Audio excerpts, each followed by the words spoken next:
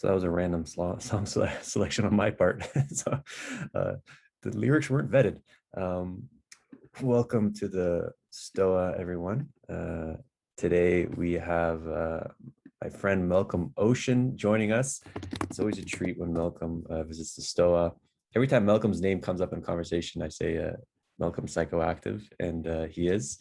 Um, and today's session is on something Malcolm has been working on, which I quite like, the non-naive trust dance. And so I'm going to take in Malcolm in a moment, and then he's going to discuss what this is, and then we'll have an open conversation. If you have any, we're here for officially for 60 minutes, at least a recorded version. So if you have any questions anytime, just put in the chat. I'll call on you. You can unmute yourself, ask your question to Malcolm, and then for the we might turn off the recording and have an open conversation after that. So that being said, Malcolm, welcome to the Stoa. Great. Thanks, Peter.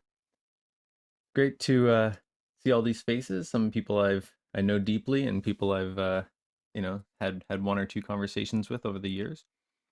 Yeah. So yeah, who do I trust? Who do I trust? The I'm gonna start by posing, trying to help pose the question, the thing I'm trying to explore here with the non-naive trust stance, because whenever I'm sharing something with somebody, I like them to feel like they know the question that what I'm sharing is trying to answer. And if I'm talking with somebody in person, then that kind of happens naturally because they express their curiosity, and then I'm answering their question. But if I'm talking to a large group of people, it's very easy for me to assume that it's very easy to assume that people already know the question I'm trying to answer, and they actually don't, and then maybe they're confused why I'm not answering their question. So there's a lot of questions that I'm trying to answer, and some of them are in the STOA description. But to sort of pose it a little bit more concretely, how many of you have ever tried using the framework of nonviolent communication? How many of you have ever experienced somebody else using nonviolent communication with you? Have you ever, I don't know if the recording's probably only going to be capturing me, but anyway, pretty much everybody's raising their hands for the record. And and how many of you have experienced nonviolent communication breaking down in some way? Maybe about half of people. Now, have you ever experienced trying to do some other communication protocol and it breaks down in some sort of way? Right. So this is pretty common. You read a book about how to do communication or whatever, and then you share it with your partner, and you get really into it, and they're not really that into it. But you're like, "Come on, you're not doing the thing. If you did the thing, we'd be communicating well or something." So the breakdown that happens when one person is trying to communicate in a particular way, and somebody else is not able to kind of interface with that, not able to work with that, not able to trust that particular approach to communication, it is a very fundamental breakdown, and is, in fact, as far as I can tell, the main piece that's in some sense missing when conversation doesn't work. Even when you have NVC, if people are following it thoroughly and they're both trying to do it, they can still encounter a situation where they understand it differently, and it still sort of doesn't work out for them in that sense. And then what do you do? Can you troubleshoot that from within NVC, or do you need to go somewhere else?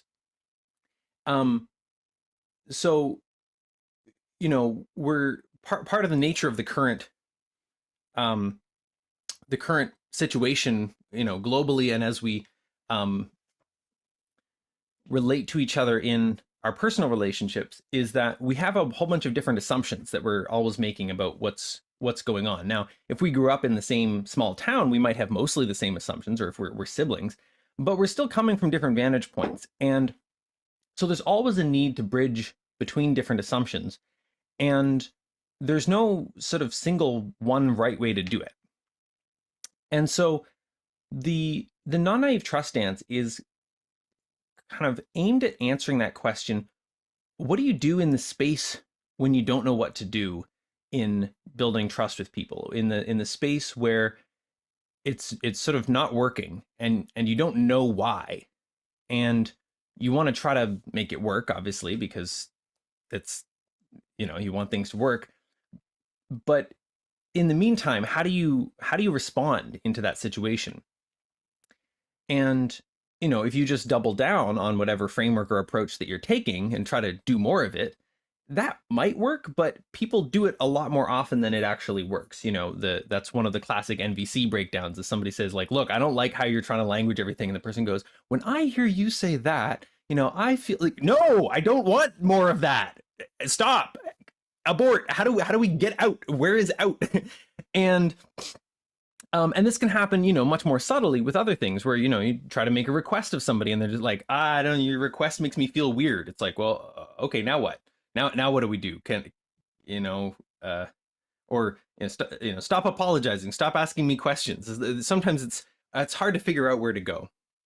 And so this same question fundamentally of, like, how do you navigate when a particular protocol breaks down is fundamentally, as I see it, the same question that we need to ask when we are trying to bring any two cultures into dialogue, whether that's two different countries trying to find a way to talk to each other, or whether that's two roommates who one of whom grew up in a culture where it was rude to ask for stuff, and another who grew up in a culture where it was rude to assume that people would know what you meant if you didn't ask for stuff.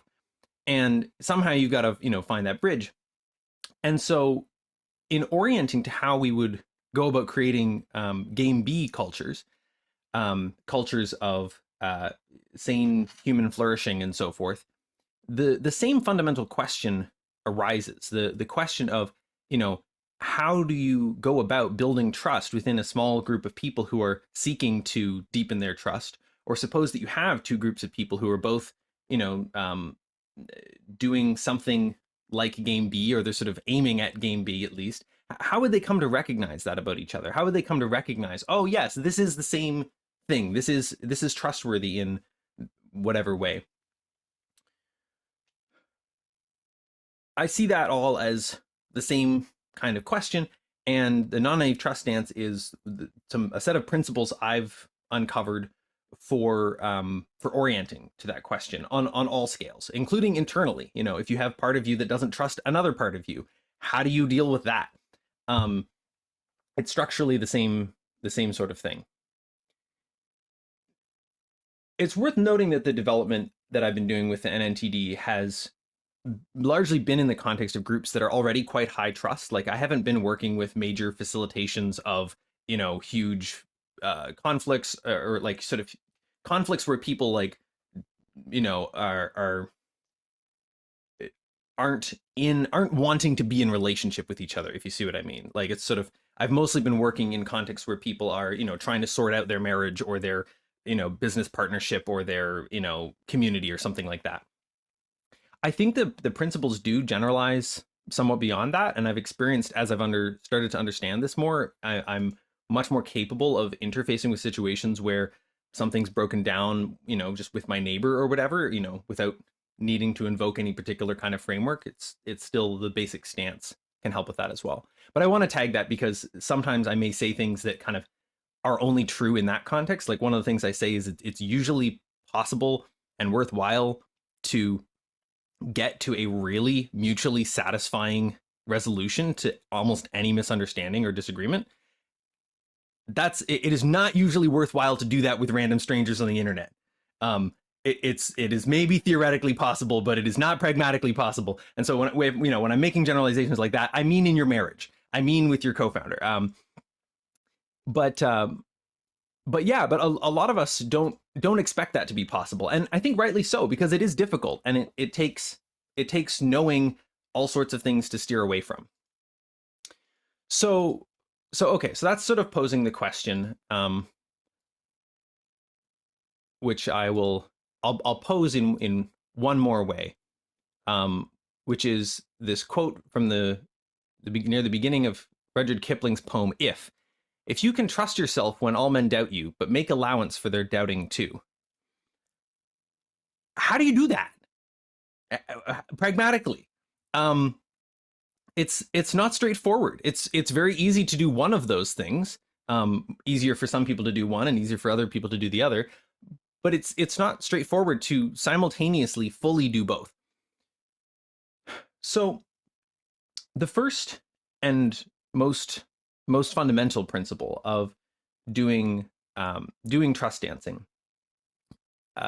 is that you can't trust what you can't trust. It's sort of obvious, it's deliberately tautological, but it's something that we often overlook. Somebody, doesn't trust us in some way, and we kind of wish they just would. We kind of, it's sort of like, well, I know I'm not a, whatever they're accusing me of being. So, I mean, can't I just tell them that? Like, how do I convey this? And what's vital in order to inhabit a stance where you're really able to honor that people can't trust what they can't trust is to recognize that just because one person can't trust something doesn't mean that somebody else can't. I can, trust my physical capability to do various, things in the world, like, a backflip on a trampoline or something. But that doesn't mean somebody else should automatically assume that I can safely do a backflip on a trampoline if they haven't, seen me do it or something like that. And, and if they know something about the particular trampoline I'm trying to do this backflip on that they think I don't know, then maybe even though they know I confidently think I can do a backflip, they still might be like, wait, important thing to know about this. And so there's this core piece.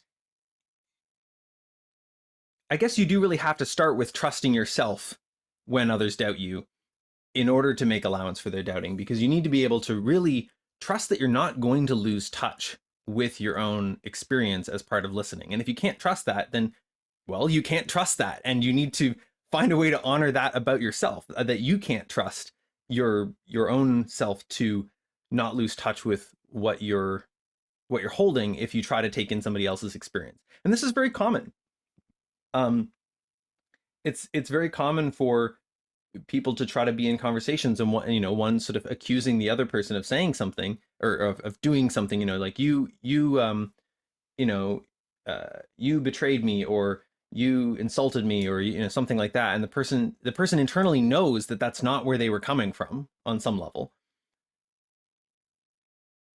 but it's really hard to make space for that while also making space for this accusation. But you do need to start with what it is that you know.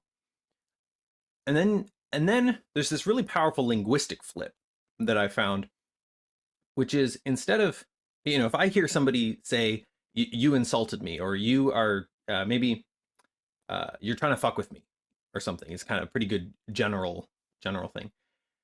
I translate that into them saying, I first translate it in my head. Whether I speak it out loud depends on the context, but I translate it in my head to them saying, I can't trust that you're not trying to fuck with me. And now there's nothing to argue with, because they can't trust that. That's true. I mean, as far as I can tell, they could be lying. If I can't trust that they're not lying, we have a different sort of problem. But if they seem to be authentically telling me that they think I'm trying to fuck with them, what they're saying is, I can't trust that what you're doing is not trying to fuck with me. And if they can't trust that, then that's the situation we're in. And we need to acknowledge that situation if we're going to get anywhere. If I try to come back and say, well, I'm not trying to fuck with you, I mean, that is possibly what somebody would say if they were trying to fuck with you and wanted you to be confused about that fact, right? So that's not actually very helpful. If somebody says, I feel like you're, an authority who's just trying to tell me what to do, and the person goes, I'm definitely not trying to tell you what to do. I definitely am not an authority. Like, it's sort of like, that it kind of can be self-contradicting. And there's all sorts of ways in which this shows up, if you're projecting your teacher onto somebody or your parent or whatever. And so being able to make that flip, and then also at times being able to make that flip in your own language, like being able to say to somebody else, I can't trust that you're, really listening to me right now. That doesn't mean you're not listening. But if you were, I wouldn't know. That's a different sort of statement. That's a statement that is, and now it's worth noting a lot of people will not hear the difference between these two. Now that's a whole other thing to navigate. But if you can really embody a stance where you're clear with yourself that what you're saying is not a claim about what's going on for them, but a claim about just about your experience, it creates a lot more space to navigate these situations of some sort of rift arising. Because at that point, the person can say, if they've really taken in what you're saying, they can say, oh, well, how would you know if I was listening? Like, what would you need to experience in order to know that I'm listening? You know, do you want me to reflect what it was I heard you say? Do you want me to, do you want me to paraphrase it? Are you, do you want me to stop looking at my phone while we're talking? Or, what's going on here? What is the evidence that the person's taking in that such that they're having this experience of you're not listening, or I can't trust that you're listening? One way that I think about this is I try to ground it back in the body. It's like there's a thing it would feel like if I knew you were listening. If I knew that you were listening, if I could totally trust that you were listening, there's a thing that would feel like in my body. There'd be a kind of ease that I would have if I had that trust. And I don't feel that way. I feel some other uneasy sort of way. And again, we're getting to something that is in essence irrefutable and doesn't need to be refuted. It's just what's going on for somebody. I say it doesn't need to be refuted. Of course, sometimes people are very disturbed by the idea that somebody else doesn't think they're listening, even if it's expressed that way. But yeah, so the core insight here, put another way, I think this is fundamentally the same thing. It's just from a completely different angle, is there is no right way to do communication where if you do it that way, you get to say, well, I communicated well, and this other person, they just didn't cooperate. They didn't communicate right. They are, failing to be collaborative. They're failing to, they're defecting in this communicational prisoner's dilemma. However it gets phrased or however it gets framed, there's a kind of stance that sort of says, well, I did it right as assessed by me, whether that's I had the right attitude, I was sufficiently awakened in that moment, or whether that's I did the NBC scripts perfectly, wherever it falls on the, legible or illegible spectrum, there's a stance that says, I did all I can do. If we can't communicate, I guess that's on the other person. There's a stance that says, I don't know what to do. But it's importantly different when you leave space for the idea that there is something you could do and you just don't know what it is, as opposed to I did all that I could possibly do, a kind of basic stance of that, and sort of saying, and the other person, they just didn't hold up their end of the thing. All of which is not to say, there are situations in which it's definitely the ball is more in one person's court than the other. But you may be surprised about whose court that's actually in. If somebody is, you could say in a conversation that if you're calm and the other person's really triggered, then it should be on them to calm down so you can have a better conversation. On the other hand, you're the one who's calm, so you probably got way more spare cycles to actually think about, like, is there a way that you could respond differently that might make them feel more safe so they would be less triggered? Like, it's not as obvious as it might seem where the actual leverage point is. And in any case, you only have access to your own behavior and strategies. And so whatever they're doing, you got to find a way to do something. And of course, it's okay on any time scale to say, I'm not going to try to sort this out, whether that's, look, let's just go to bed, or whether that's, I just actually don't need to talk to this person who keeps DMing me at all. Like, whatever level of getting clear on, this isn't worth trying to do, like, is fine. But I guess I don't want to say is fine, is a different level. What I'm pointing at is there's a fundamental victimhood and abdication of agency in saying, there's nothing else I can do. This person's just not communicating well. Um, which is sort of implied by the idea that there is a right way to communicate that you could simply do that if somebody else. There's no right way. There's just what works. And what works is always contextual. With one friend, it might work to, engage really energetically and even, like swear at them. They might break them out of a loop and they'd be like, oh my God, that's really funny. Actually, I was totally like in my own headspace, whatever. Somebody else, if swear at your friend or swear at them or whatever, they might be like, yo, what? Do you not respect me? Like, what's going on? Like, it's about what works. Now, certain things will in general work more with other people than others, right? Like, a strategy of trying to communicate using only the word 11 is not going to work very well. I mean, I think we can all agree. It's just, you can't get very far with that. And greater heights of generalized communication capacity are possible. Obviously, otherwise I wouldn't be here talking to you about a way to think about communicating that will tend to work better than other ways of communicating, as far as I can tell. But it really partially is about this just sort of fundamental humility of like, if it doesn't work, it doesn't work. You got to try something else if you want to get somewhere that works.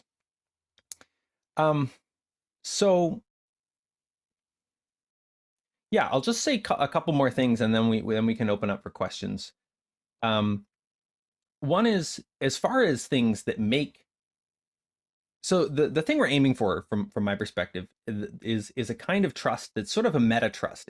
It's the trust in our capability to sort out whatever conflicts or disagreements might arise between us in the context that we're in on some reasonable timescale. So if we're roommates, that means, that if we have some conflict about the dishes, then we're able to sort that out on some reasonable timescale, whatever reasonable means for us in context. Or if we're, business partners, we need to be able to make some decision about the business, and we're able to deal with when we have differing ideas about how it should go. Or if, if I've got feedback for a colleague about like, oh, the way that you, interrupt me during meetings is really frustrating. Like, can we reach a satisfying conclusion with that? Being able to consistently do that and having a trust in each other that you will be able to consistently do that feels to me like the thing to aim for in serious relationships.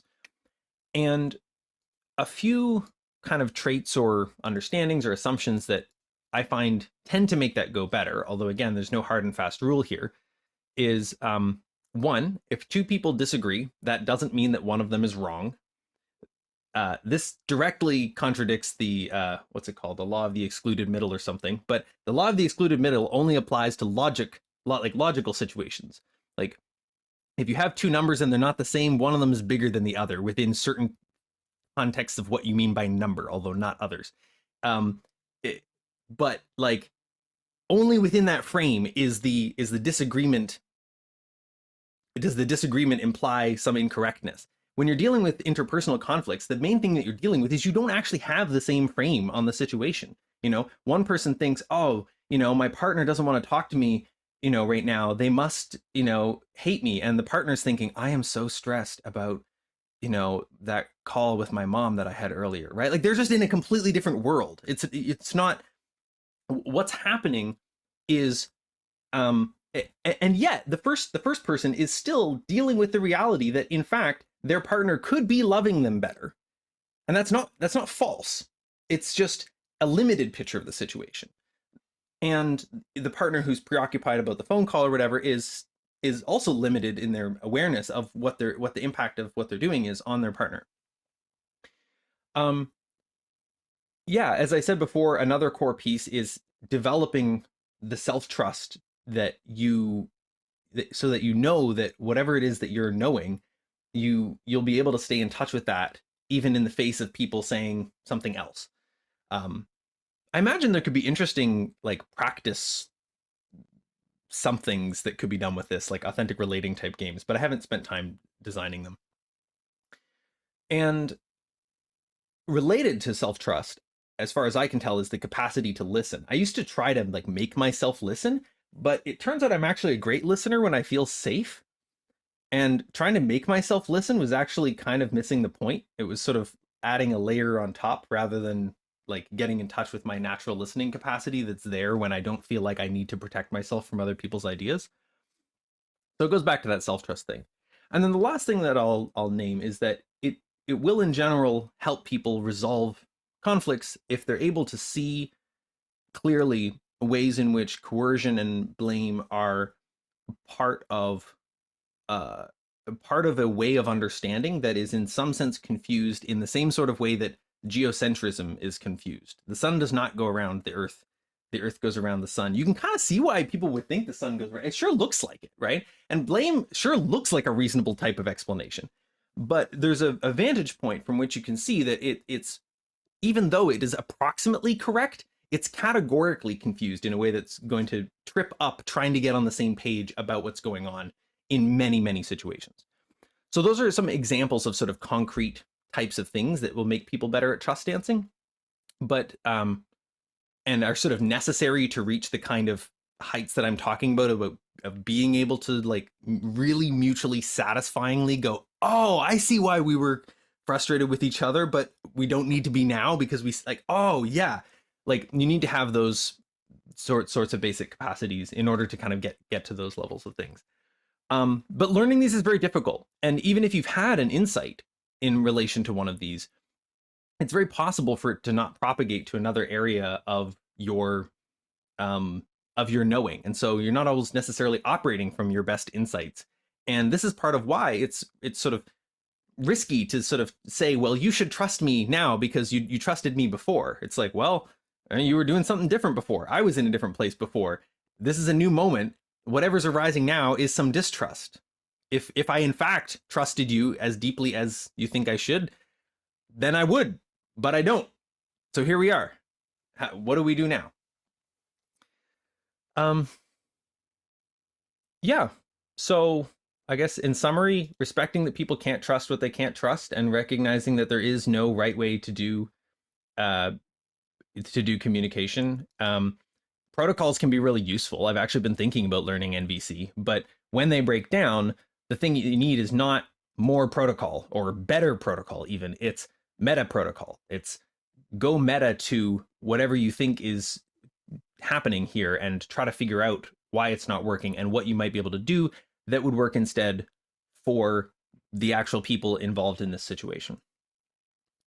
Questions? Awesome. So if anyone has any questions, feel free to start putting in the chat or maybe raise up your hand.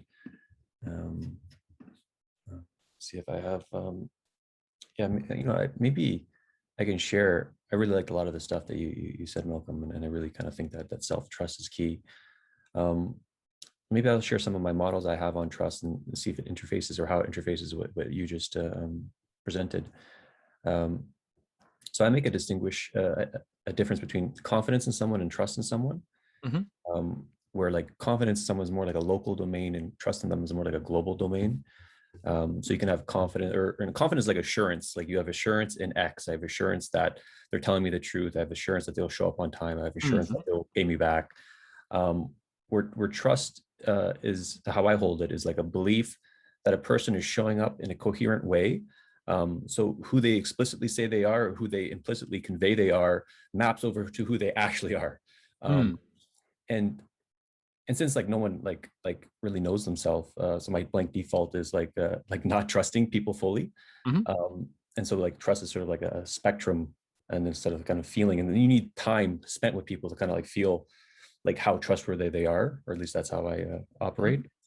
So I'm curious, like, what do you think about that distinction between confidence and trust, and then like having distrust, like not trusting people fully as a default? Yeah.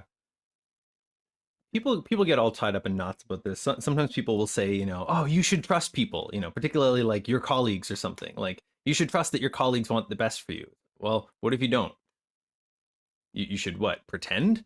You should convince yourself? Like what do you actually do in the situation where you don't trust that? So the way that I would reframe what you said, Peter, is that based on your experience and what you know of self-knowledge and about people, when you encounter somebody, you generally don't trust them to be in sort of in touch with or in alignment with their kind of enacted way of being and their stated principles or whatever. You don't trust that those are going to be aligned for people by default, something like that. So I guess maybe there's like a agnostic sense, but then there's a coupled sense like, okay, my default's going to be like a distrust until proven otherwise, and in a full sense, like a full Mm-hmm. full trust.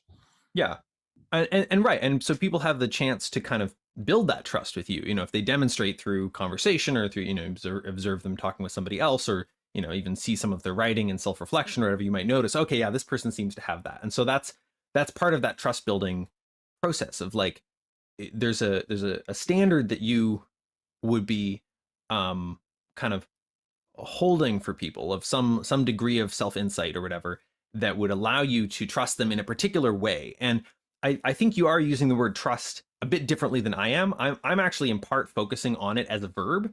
So and confidence doesn't have the same sort of verbal quality to it. Like, I can't, I'm not, I mean, you could say I'm not confident that you whatever, but it's sort of, you could do that. I mean, that would be a different way to paraphrase it. But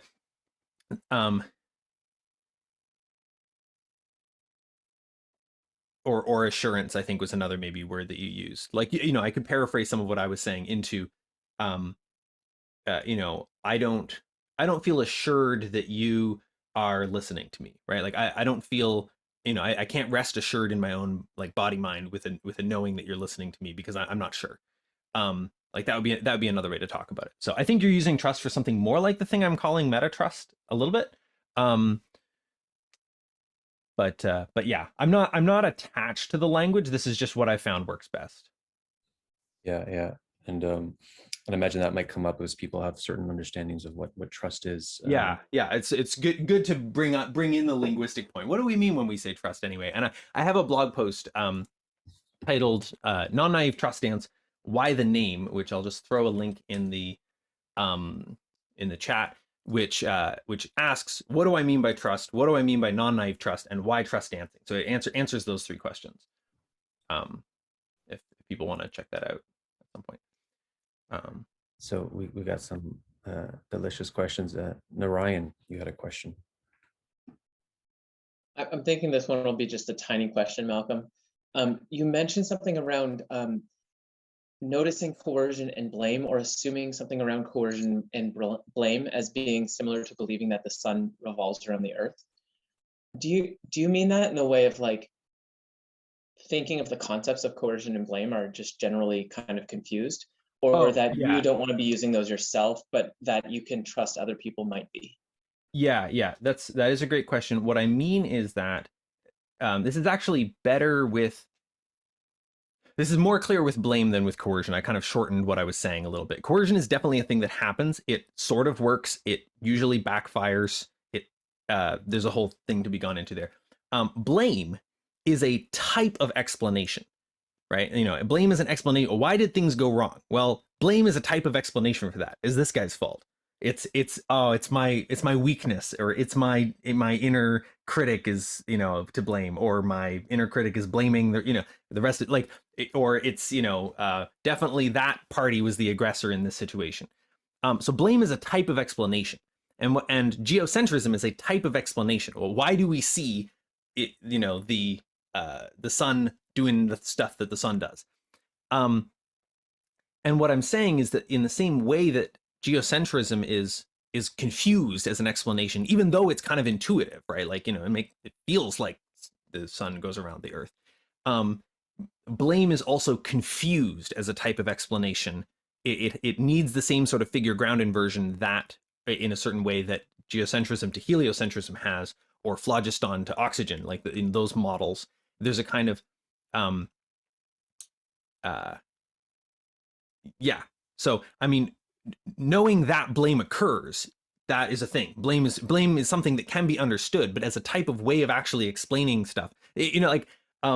One of my friends who'd been involved in this collaborative culture thing for a while, and we've gotten so used to, like, trying not to operate from blame, even though we sometimes get confused about that. He said he was at a bus stop and he heard some kids talking about some situation, and somebody's like, so whose fault is this? And somebody else was just like, well, I think it's Jack's. yeah, it's definitely Jack's fault. And like the type of explanation that is sort of, and even in its way more subtle guises, is the thing that I'm saying is confused. Yeah. Okay, so it's not confused to hear someone blaming someone and assume that they are actually blaming someone. Yes, yes. It's confused Blame to say, I'd like occurs to blame in the them. same way that like people trying to understand, you know, psychology using quantum mechanics occurs, even though that's usually confused as well. Okay, perfect. Thank you so much. Yeah. All right. I'm gonna just pivot to James' question. James, you want me to read it, or would you like to read it? Yeah. So what would you say? Oops. What would you say today as the non-naive trust stance elevator pitch, and how has it evolved recently? What's it evolved recently? Well, I did get a new layer recently, about a month ago, a new layer of clarity on just how important like the blame thing is and the sort of victim thing is, like the sense of how it's so subtle, because something that's really important is being able to be in touch with all of your own dissatisfaction and not make any of it wrong. And one of the things that people often do when they try to get out of blame is they like tell themselves like, well, you shouldn't be mad about that. No, completely different thing. The sun definitely still rises and sets. We're not debating that. You are definitely still upset about something. How you are going to make sense of that, what you might seek to do to resolve that, that's the level of a shift. And so so yeah, and for a lot of us, we do have our upsetness quite closely coupled to a feeling of victimhood. And so I recently got a clearer sense of that, and so I've been doing some of my own work trying to decouple that, because I think that does help um with shifting, with having better conversations. But on that note, actually, one of the things that I like doing is like, rather than focusing on trying to get people to not blame, blame often shows up due to fear and powerlessness. Like, I blame you because I don't want me to be blamed, and I don't trust that without enacting some sort of outward blame, I can get my needs cared for. Instead of focusing on trying not to blame, I have found it at times more powerful to focus on the empowerment itself. It's like, what do I need in order to be able to advocate for my needs here? What do I need in order to, like the thing I was saying about there's a kind of victimhood in saying, well, I communicated right. So if somebody else is not, if they don't trust that I'm a collaborative communicator, then I mean, there's not much else I can do. Like, there's a kind of victimhood in that, and shifting to an empowered stance of, well, I don't know what to do, but there's got to be something, whether or not I choose to try to find it. Yeah, that's totally not an answer to your question regarding elevator pitch, but it is an answer to how my thinking has evolved recently. So that's what you get. Did you want to pop off mute and ask a follow-up, James, or? I guess I'll remain content with your elevator pitch summary from, what was it, last September or something. All right. Reed, you had a question. Hey, Malcolm. Hey. So I've been thinking a lot about trust lately in relation to how we as individuals relate to trust in public institutions. And I'm curious if your model of this kind of interpersonal trust stance applies in any way to how we as individuals make or develop our sense of trust in non-interpersonal relationships, trust in scientific consensus or public health measures or other kinds of things like that. Cool. Yeah, that's a fun question. I think it does. I mean, there's some important differences on all scales, but I'll actually say it even applies in the opposite direction. When, if you try to do immigration, particularly as like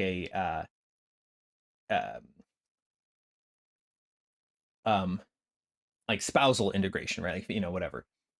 You're in the situation of the government starting from a position of saying, I don't trust that you guys are actually a real relationship. And then you got to somehow give them some sort of evidence that causes them to go, okay, yeah, that's a real relationship. That seems legit. And this evidence includes all sorts of really subtle stuff, just like, have you met each other's families? Do you have photographs of each other? Like, which is all part of the nature of how trust dancing actually works on smaller scales too. Like how do my friends know that my relationship with my partner is real? It's like, well, they've seen us hang out, they've seen photos of us, they've met them, right? Like, and so it's like the thing that's happening. Like I put myself in the government's position, trying to imagine, like, what would it be like if I were trying to figure out which relationships are legit? And it's like, yeah, these are some of the things I would look for. This is actually a pretty reasonable way of surveying this. And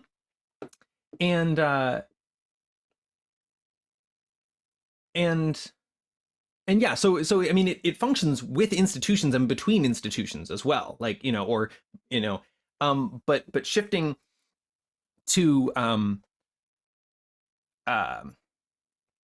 the question that you asked of, like, people's trust in institutions, I just wanted to highlight it also applies the other way, which people may not have necessarily thought. Thinking about people's trust in institutions, absolutely. When I see an institution trying to ban certain things from getting said, I trust that institution less, right? Like because I have a sense that if certain things aren't allowed to be said, we're not going to be able to steer very well. Like, if you can't say we've gone too far, then you're going to go too far, like, because nobody's going to be able to correct that. And if you can't say, like, hey, maybe we should have less of this, then you're always going to end up with more of it than you actually want.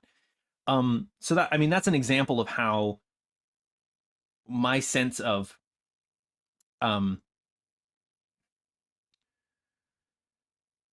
sense of trust in an institution, whether that's a company or a governmental institution, is involved in that. And it's complex because I think people do tend to get very part of what's going on with trust is that people overgeneralize a lot.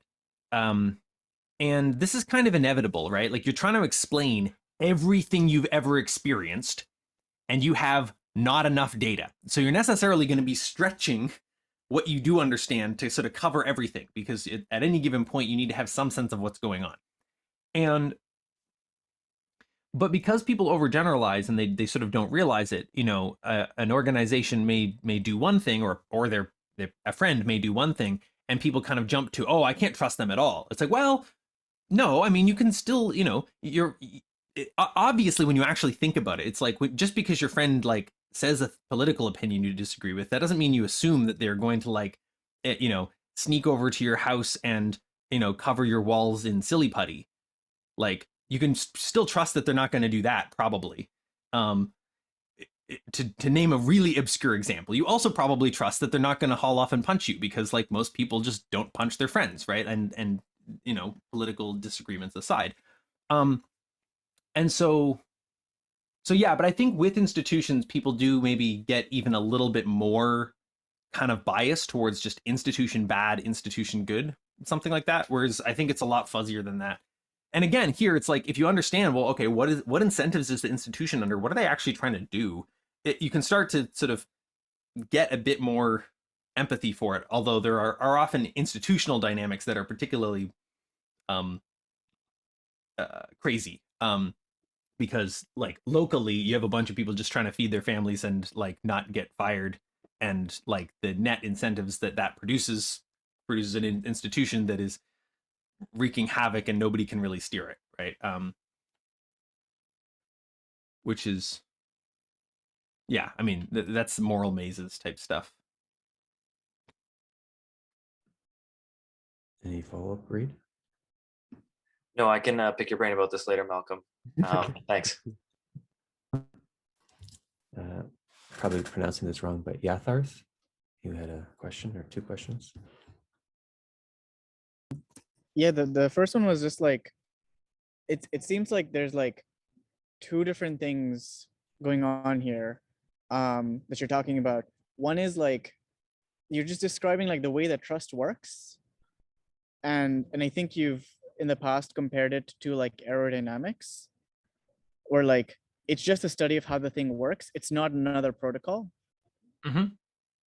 And then there's a second thing which you're describing, which is like the trust stance, which is kind of almost like a set of moves you can learn to do. But you need to learn that like if someone's not doing those moves with you, like they're not wrong. Or can you like help me think about this? I'll Like, give you a great example of that. Yeah. So in some ways, it's a set of moves you can learn to do. In some sense, it's a set of moves that everybody is already constantly doing.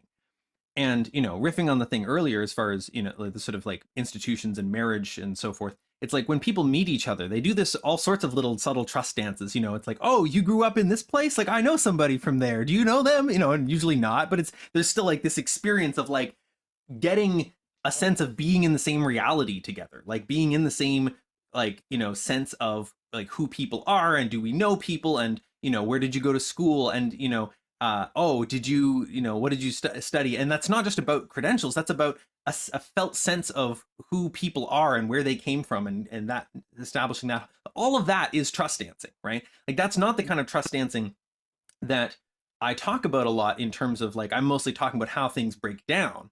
But that's part of the basic trust dance thing that we do when just getting to know people. You know, going on dates is a kind of trust dance, right? Like it's a, you know, oh, like, you know, here we are out in this, like, you know, out in the town together. How's that feel? What's the, you know, how are we relating to each other? How are we conversing with each other? You know, can I trust you to listen to me when I'm saying stuff? We're, you know, establishing all of those parameters when we get to know people.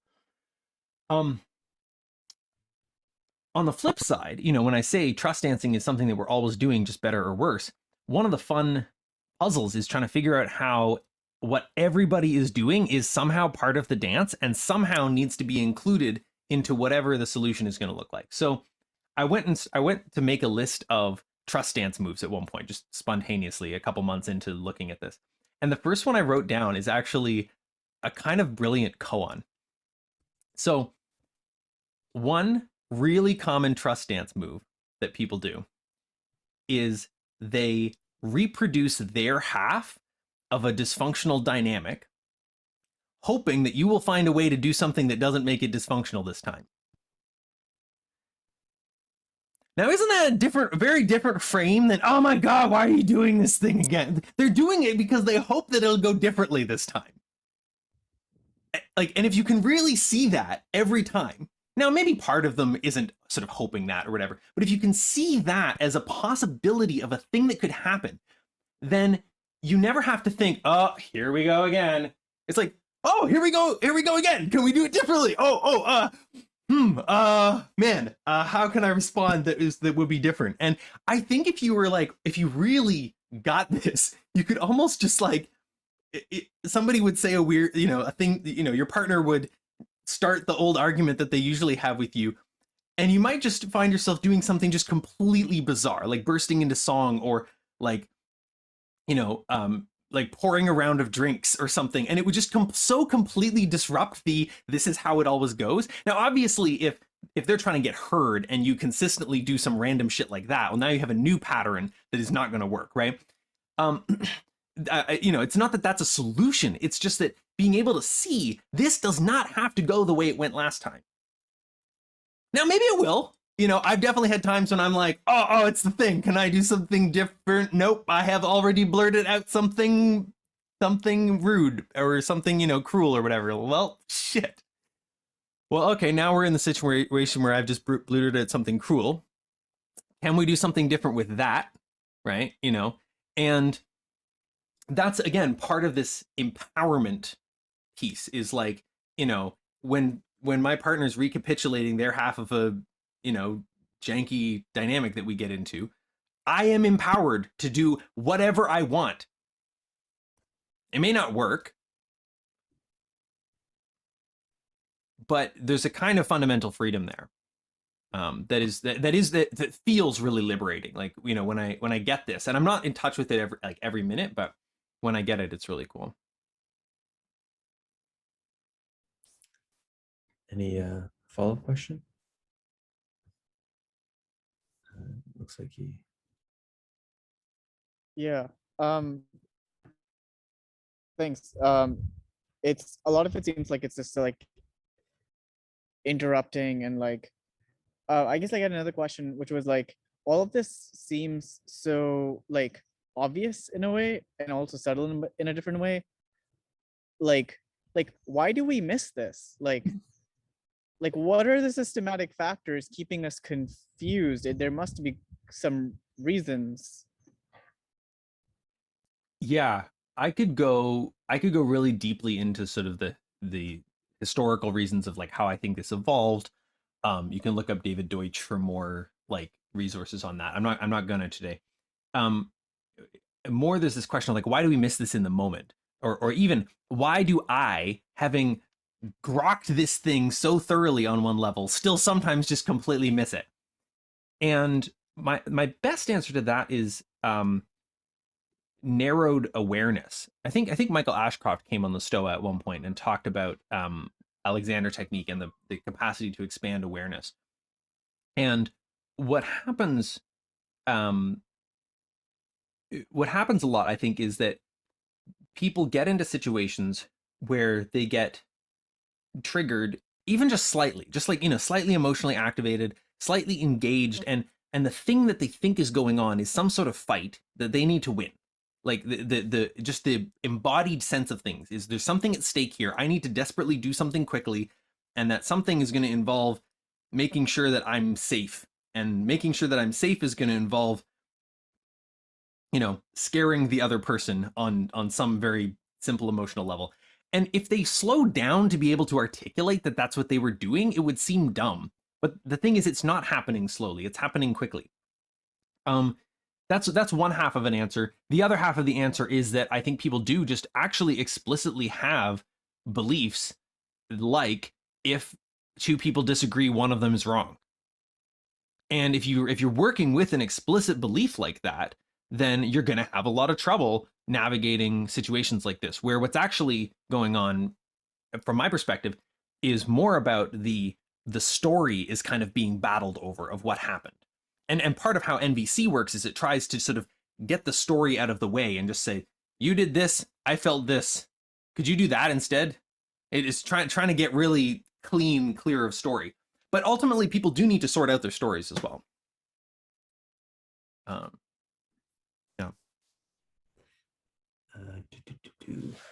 Who's next? So Matthew has we have Laura. Laura, you had a question above. Sorry, I was just typing along things, so I'll just maybe say it. Thank you, Malcolm, for leading this conversation. I think my sense is that what you're getting at is, at least, or this is filtered through my thinking anyway, that the more that we develop a sense of safety in ourselves, the more everything else becomes clear, both that we have a better sense of reality in general, and also we are more empathetic and curious and can kind of practice better listening. And what all of these frameworks do is not so much like learning the framework gives you that sense of safety, but it might help to spot the situations where you're not feeling the sense of safety. So if you have the orientation that of NVC or 5 Secrets of Effective Communication or many of these other things, that actually the responsibility for how I'm experiencing the other person really lies in me. And that doesn't mean that I necessarily like them or agree with what they're saying or trust what they're saying, but I can see that that's true for them. And that doesn't affect me in the sense of like their thoughts don't cause my pain. My pain comes from me maybe believing that they're right about a criticism, or feeling like sad that they're going through something or whatever. But fundamentally, all of this is really about our own sense of safety. And Yeah, tell me if I'm doing that right. Yeah, I'm totally with you about the felt sense of safety being so core to all of this. There's sort of a few layers of what you spoke to. I'll try to touch on a couple of the different ones. So one that's sort of a tangent, but I just want to say it because I think it's cool, is, you know, you're talking about like, what do these frameworks do? How do they work? And there's a bunch of specific ways that they work, but there's also a subtler way in which they work. Suppose that you and your partner both read a new, you're both reading like, you know, some marriage book or some communication style book or whatever, and you're trying on these forms.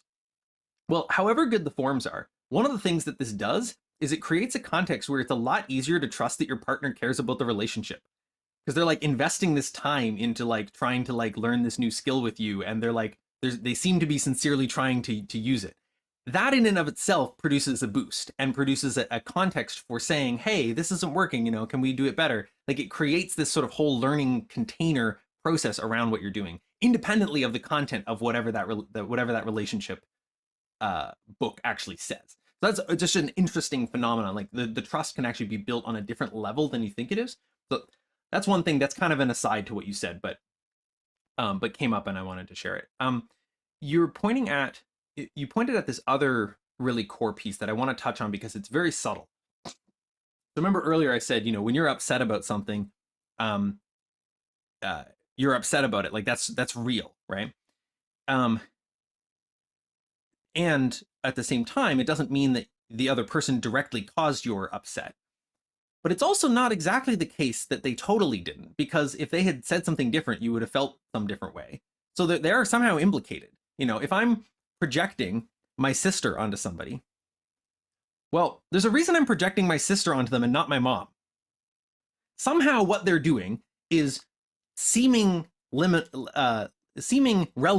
to my sister, and my sister is arising in my system as a way to attempt to explain what they're doing and how I should respond. And so it's, on my end, it's like, it's my responsibility to notice, you know, oh, hey, I've got something here that's definitely not about you. It's way too intense to be about this current situation, or the flavor just feels off, or I'm activated. I don't even know what this is about, but there's definitely a lot here, and, you know, I try to unpack it. Like, that's my responsibility if I'm the person who's activated. If I'm not the person who's activated, if I'm the person who's having somebody project somebody else onto me, well, I'm still empowered. And what I'm empowered to do is to try to do something that the person they're projecting onto me definitely wouldn't do. It doesn't have to be the thing that they're demanding I do. It can be anything. But I can somehow find a way. This is the thing I was talking about that liberation. If I can somehow find a way to act in a way that their projection wouldn't, that they can sort of see, then oh no, you're not my mom. You're my partner, I guess, huh? But you were acting like my mom. Okay. But creates kind of this more space. Now, that's hard to do if you're dealing with people you don't know very well. But if you're starting to untangle some of these things in a major relationship, it can be a lot. You start to notice what are the common projections that show up, and start to see, oh, the way that I usually respond when this person projects on me actually reinforces the very thing that they're projecting. And, maybe there's some other way that I can learn to respond instead. I have written a lot more about this in my article titled Dream Mashups, which is a lens for looking at how the way that projections work are kind of like when you're in a dream and you're in a school, but it's also on a boat. And somehow that's somehow reasonable in the dream. Like, you don't notice till you wake up. You're like, that was so weird, right? But at the time, you're just like, yeah, I'm at my high school and it's on a boat. Cool, yeah. And there's my friend who's also, this person I didn't meet until last week. Definitely not my high school friend, except also my high school. And the things just all get matched together. So that's happening in waking life too, just sort of less obviously and less egregiously. I mean, yeah. Just to follow up on that, I think, so again, my lens, but it feels to me like it's still what you're describing. We can't ever force somebody else into being able to see things, or we only have control over our own self and our own way that we're interacting. And so I think what I'm hearing you say is, yes, either person could take that responsibility, But when we're thinking about our interpersonal dynamics, it's really only ourselves. And when we start saying, well, the other person could be doing this thing differently, we're going to end up in a little bit of a problematic space. Totally. Yeah. And so that's why I focus on, it's like, it's not, oh, the other person could be doing something differently, because that is, trying to think through that things that way is sort of how you get into blame dynamics. But shifting that to say, whatever role I'm in, there's something I could be doing differently, is where the empowerment comes from. So, I can't change how you feel, but I can actually change my behavior, and you might happen to feel differently as a result. I'm not obligated to, and neither are you obligated to feel differently just because I behaved in a way that was supposed to make you feel differently. But I can actually try something new and find out if it affects how you feel. I don't have to just say, well, she's choosing her own feelings. He's choosing his own feelings, and not much I can do. Like, it's like, well, not quite. I mean, but yes, also in a fundamental sense, it's very subtle. Which relates to the thing that Darth was saying about how this is both, like, at the same time, like, really obvious, and I try to express as much as I possibly can in almost tautological form, like statements that are just really obvious when you see them, because in a sense it is really obvious, and yet we don't see it because we're not looking at it, is one way to put it. Yeah. All right. So we're at the top of the hour, Malcolm. There's a bunch of good questions still. Do you Yeah, wanna I'm happy to continue hang with out here, at least half an hour, Cool. maybe even longer. So we'll continue with the Q&A until at least the bottom of the hour, I imagine. Is it George? George, you had a question that was deliciously meta. Yeah. I have no idea what this will elicit, if anything at all, but just given, a sense in which, like you said, we're kind of always already doing this. I'm kind of curious if there's anything present, like in your own experience of being on this call, that feels like it would be illuminating as an example of non-naive trust stance in process. Yeah, great. I'm glad that one got asked, like, fairly deep into it, so there's sort of more body of stuff to look at. I saw it show up in the chat earlier, and I'm like, oh, it's good stuff. But I just kind of like let it drift by and trust Peter to come back to it. So I would say the example of the dialogue that I just had with Laura is actually a kind of a good example of this. Now I'm gonna sort of fictionalize it a little bit to sort of take a step back from whatever might in fact be happening for Laura. I'm going to say something like, a person in such a position who's asking me such a question might experience this. So I don't know if this is going to be true for Laura, but if I were on a call and somebody was saying some stuff, and they were saying some stuff about trust and about responsibility and stuff, and I found myself saying, well, what about this thing and this element of responsibility? What would be going on for me if I were asking a question like that is I would be sitting with a sense of like, oh man, but there's this really important thing about how people, choose their own feelings, or, people are fundamentally responsible for their own feelings and not each other's. And when I've seen people who don't seem to get that, they do this thing, which is, some combination of annoying or, threatening to my well-being, or unworkable as far as I can tell for trying to have conversations with, or whatever. When people don't understand this thing, I can't trust them in this particular way.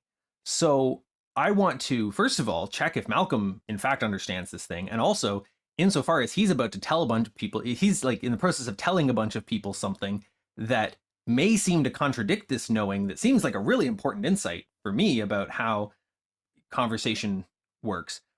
I want to make sure that he's not confused about this, and I also don't want, dozens of other people to leave with some confusion about this. All of that is part of a trust dancing. It's like, I'm not sure if I can totally trust that what's happening here is not gonna miss some really important piece of how communication works, and send people into communicating in ways that I know will lead to disaster. Yeah. So I mean that that feels like an example of the trust dancing that is occurring, like, you know, in the form of the questions that are being asked. Any follow-up shared, George? Just I loved watching Lara's face as that was happening and you were describing all of that. And I enjoyed asking the question too, because I felt like, well, you know, one possible answer you could have given is like not trusting something about like being able to bring in a live example like going smoothly, and then that would be its own juicy example. And I was like trusting that you would be able to make a move like that if there wasn't like a different level of move that you could make. Oh, interesting. Yeah. Right. So there's always some level in which it's happening. Yeah, exactly. So enjoyed that. Thank you. Yeah. I'm curious, Laura, if you have reflections that you want to share about that as well. Well, I think it's such an interesting idea because in a way it sort of suggests that any kind of communication has some element of power dynamic in it, which is, I think, you know, I could believe that. And that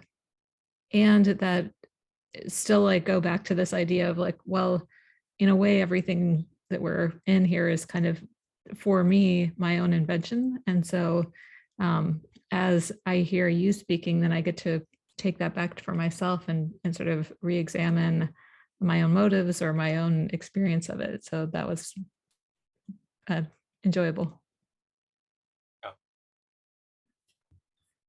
And if anyone is called to put maybe things that they notice that's happening right now, that's good examples, feel free to put in the chat. Cool. I'll add another comment to all of that too, which is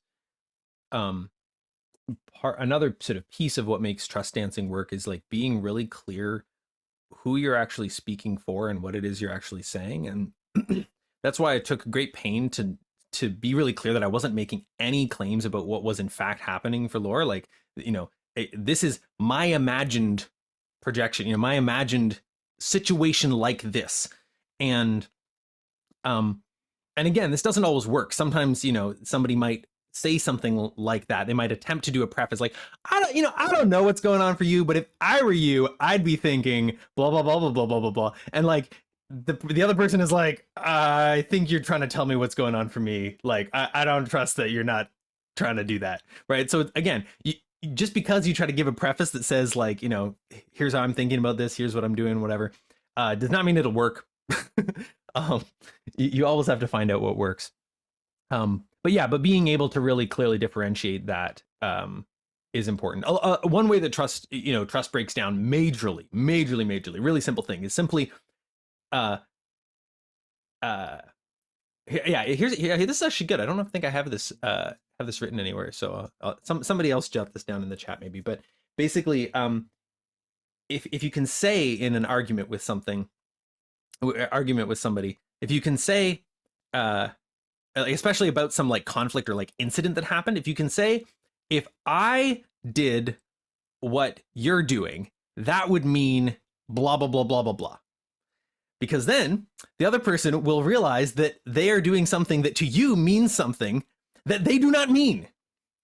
And then they will be in the situation of having to say the obvious. This is another good trust dancing principle. Say things that feel like they should go without saying. Saying the obvious of, okay, I see that if you were doing this, that's what it would mean. That is not what I mean. Right? Just being able to actually say that's not what I mean. Again, as long as you don't actually think that people are lying, like if you can trust that people mean what they say, and this is not a general statement. I mean, sometimes it's sort of like, I don't know, sort of part of me feels like part of you does mean that though, right? And maybe it's more subtle, right? If it's something about contempt, right? It's like maybe on the surface level, they don't feel like they're being contemptuous, but part of their body language is conveying a subtle energy of, no, I'm better, you're worse. Like, and so it can be really subtle, right? And it's an ongoing process of just making more and more and more space for noticing those little subtle currents and saying, okay, part of me buys that, or at least I can tell that you think you mean that, but I still, there's some element of mine that feels unacknowledged there. Okay, well, that's where we're at.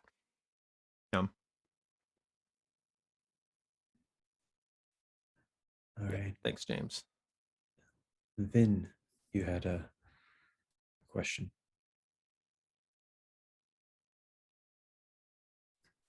Oh, is that my turn to speak? Hi. Sorry, I just can't remember my, I'm just bring it up. I guess my question is something along the lines of building trust according to non-conversation, or more specifically, doing something that involves using the body. And this is something that I've noticed happen quite a lot in religious communities, where they don't so much ask you, oh, where are you from? Or how are you doing? And these little like tiny checks to see if you have the right, trust in them, but more so like doing a prayer where your body is in synchronization with the other person's body. And somehow this enables trust to develop.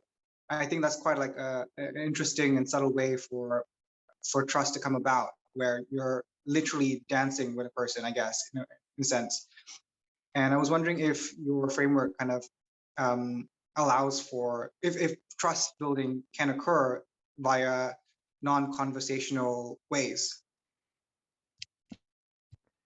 Yeah. I might rephrase that slightly. Can conversation occur by nonverbal means? Dance or prayer as a kind of conversation, perhaps. But at any rate, the same question. I mean, the very short answer is yes, and largely all of the same principles apply. There's a feel. People talk about trust falls, right? Like a trust fall is an embodied experience of making a bet on other people's ability and inclination to catch you, and then finding out that they do usually, in fact, catch you. That's a very embodied feeling of trusting people. And similarly, navigating the whole trust dance thing. It's like, yeah, it doesn't have to be, how's it going? Where are you from? The questions like that. My friend Eric, who is very good at West Coast swing, goes to a West Coast swing event in a new city where he doesn't know anybody, and he walks in, and at first, people are just, he's just a person. He's some guy. People kind of assume he probably knows the dance form because he, otherwise what would he be doing there? And then he dances with one or two people, and everybody realizes that he very much knows how to do this dance. And he doesn't have to tell anybody that with words. It's just apparent from what's in fact occurring. Now, whether or not he can have a really good dance with a particular person may still not be obvious, and it may depend on the song, and it may depend on each of their moods and on what sort of assumptions they make as they come into dancing together. So it's still a subtle thing, but they can tell, oh, this guy knows the dance. Okay, we can dance. I want to dance with you. This whole trust that gets built by seeing and feeling embodiedly. The person he's dancing with is having a whole different trust dancing experience than somebody who's just on the sidelines watching them, right? Yeah, so very much it applies, and that's part of why I use the imagery of dancing, is that there is this interactive component to it. Whether or not you and I can dance together is a different question of whether or not I can dance with somebody else or you can dance with somebody else. Like, we may be compatible or incompatible in various ways. Having said all of that, I don't know that you can, like, the thing I was talking about being able to really get to really mutually satisfying resolutions to conflicts. I don't think you can really do that without engaging quite explicitly with the verbal meanings that you're dealing with and being able to see, oh, this is why we disagree, and here's why, this is how this happened, and like we understand now. I think sometimes you could do that embodiedly, but a lot of times the conflict that you're dealing with is in part made out of meaning, and so you're going to need to engage with the meaning at least like in a visually represented form or something. Yeah. But you might be able to get to like an embodied sense of, like, we don't know what happened there, but it's no big deal and we don't really need to talk about it. Like, it's not actually producing any ongoing friction for us. Like, you could get to that sort of place. No. Any follow-up question or share, Vin?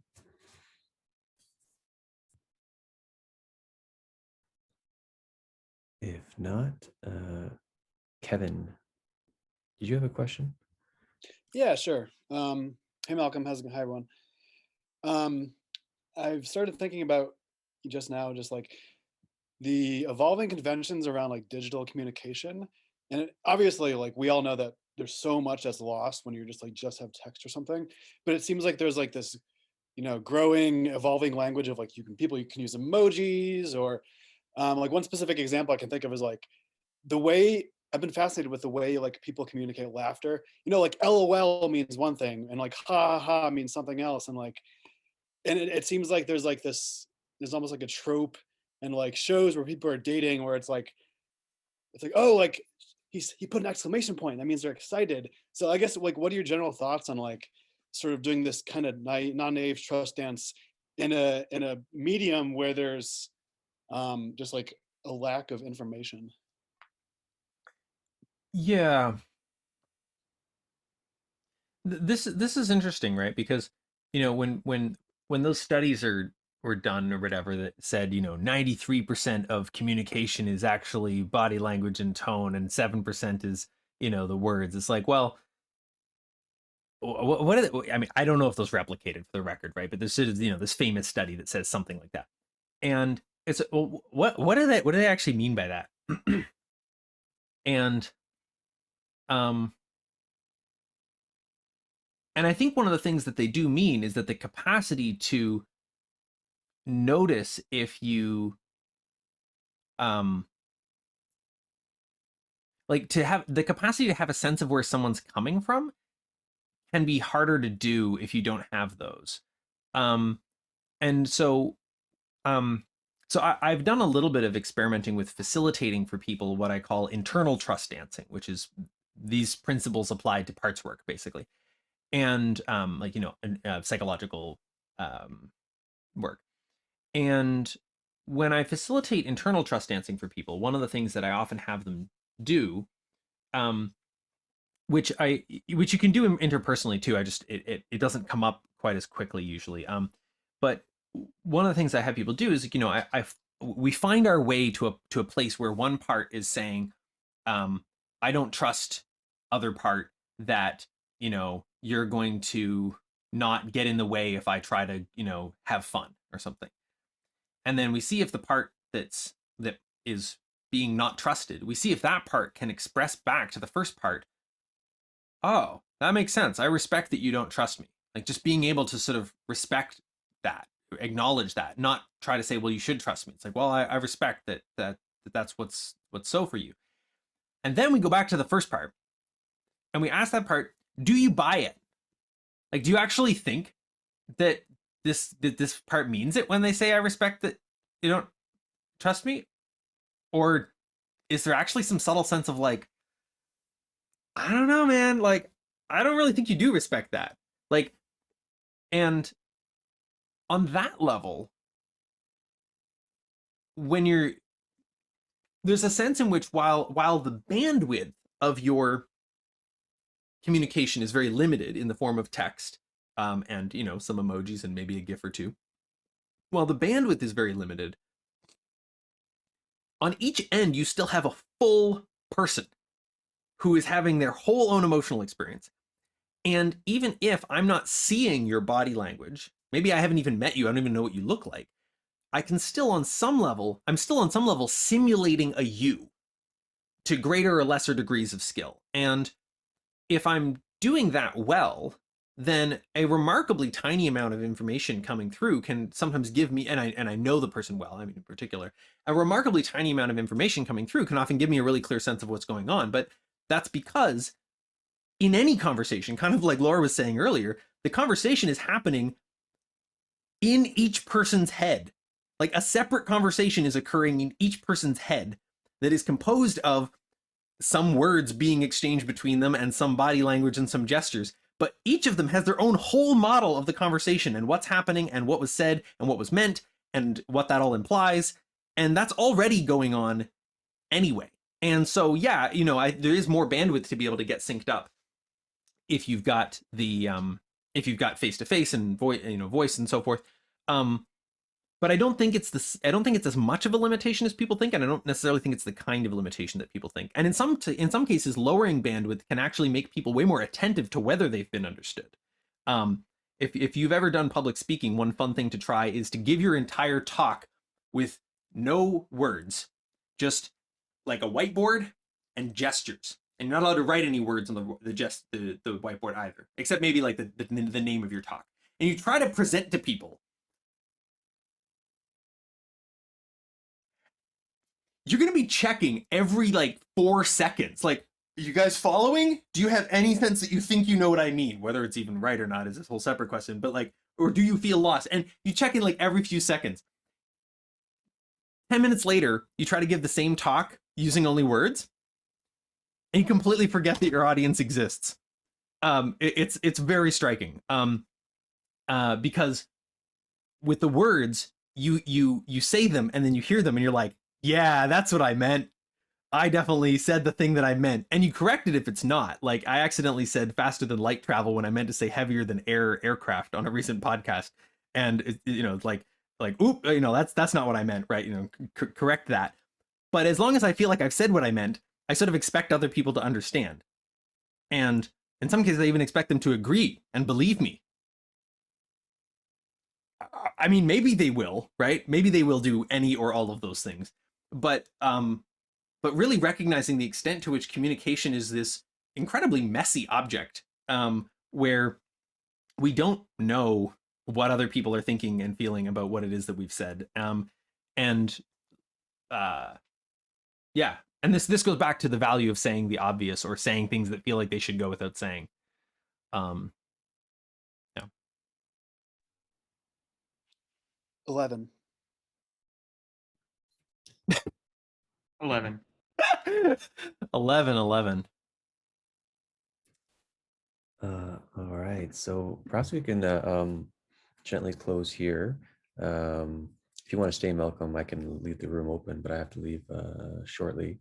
But is there any like parting words you'd like to leave us, or like any place that this conversation can continue, or anything that you'd like to see? Yeah. I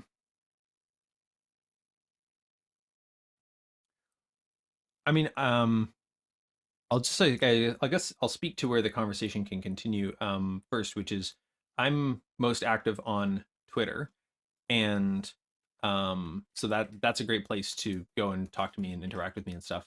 But I'm also in general wanting to record a lot of videos of me conveying a bunch of these concepts to the world. And so if you've got follow-up questions about today and you want to just have a call with me where we record it and it goes on YouTube, I am potentially down to do that.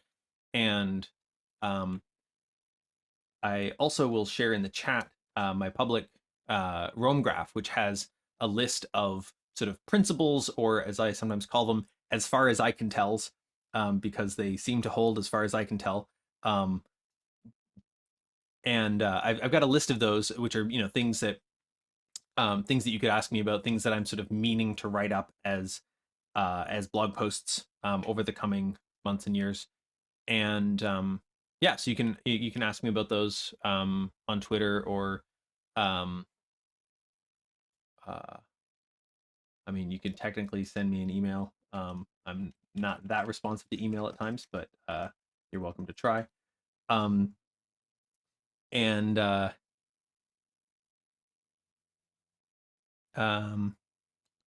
one more piece of all that. Yeah, the last thing I'll just say is that while the core of the NNTD is this kind of really simple, obvious, once you can see it piece, actually developing trust dancing as a capacity in some sense requires everybody's input. Like, there's a sense in which the nature of trust dancing is like, well, it's what works. And if we want to have really skilled trust dancing, the answer is not like, come up with the best protocol. It's practice it with each other, get better and better at it, notice the common patterns, be able to help each other troubleshoot when it's not working. And we need everybody's involvement for that. We could come up with a version of trust dancing that only works for, some subset of people, but then, if we're not engaging with other people, it's not going to work for them, because they're going to have different concerns, whatever those are, from whatever different cultural assumptions they're coming from. So I guess that's a pretty good note to close on, basically, is like, in some sense I've like totally figured something out, and in another sense the thing I figured out is that like I can't figure this out myself. I kind of just need to try stuff and find out what works for everybody. And that's as I see it, how we get to game B is an ongoing process of trust dancing with each other and building up the capacity to do that better and better. And I think it should have superlinear returns. If I understand what it is, right, it feels like the returns compound. So that's pretty cool. Maybe even super exponential, but that's a pretty bold claim. Very cool. So I'll make some closing announcements in a moment, but yeah, just just appreciating you, Malcolm, and every time I think of you, I'm like, thank God Malcolm, a guy like Malcolm Ocean is in the world. It's always a psychoactive experience when you come here to Stoa and when we get to hang.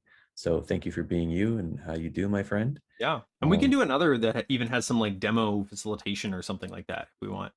Yeah, maybe we can have like a follow-up, like an interactive yeah, trust. I can try to come up with an exercise people could do. Yeah, very cool. So I'll take in James, who has an event coming up next week, I believe. Yeah, thanks. Hi, friends. I'll invite you all to join me back here once again on Monday to look at Intentional Society, an online community for people who want to grow. I'll be sharing about what we've learned in our first 50 weekly gatherings, practicing being with each other. And so I'll share what we've learned. We'll look at that a bit, and then we'll play some taster games too, some relational practices. So if you can come and play with us. Awesome. So you can RCP, put the link in the chat, also stoa.ca for upcoming events. So that being said, Malcolm, everyone, thank you so much for coming to Stoa today.